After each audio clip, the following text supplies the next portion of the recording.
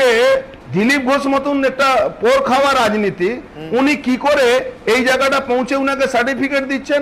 আপনি বলুন, দিলীপ ঘোষের বিয়েতে মমতা ব্যানার্জি ফুল পাঠাচ্ছেন, আর আমাদের 176টা মামলা, একদিনের মধ্যে 6টা মামলার পুলিশ আমাদের কাছে নোটিশ নিয়ে আসে।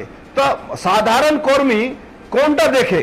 যারা বিজেপি হয়ে মার খাচ্ছে, জেল যাচ্ছে, হাজার হাজার ছেলে জেলে আছে, আর যেখানে দিলীপ বাবু যাবেন না, আর মমতা ব্যানার্জি ডাকলে চলে যাবেন। এখন একটা ছাপ দেওয়ার চেষ্টা হচ্ছে দিলীপ ঘোষ টিএমসিতে যাবে। মমতা ব্যানার্জিও জানেন যে দিলীপ ঘোষ কোন টিএমসিতে আসবে না। যারা বলছেন তারাও ভালো করে জানেন, তারা হয়তো ফিরে যাবেন। অর্জুন সিং ফিরে গিয়ে আবার চলে এসছে।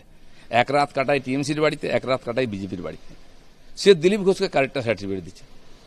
অনেকের সঙ্গে দেখা করতাম, আমার সময় যতজন বিধায়ক ছিলেন, জিজ্ঞেস করুন দিলীপ ঘোষ একবার না একবার কথা বলেছিলেন ওদের সঙ্গে। কোন পার্টি আমি জানতাম না, চিন্তামই না। আমি তো 3 বছর ছিলাম।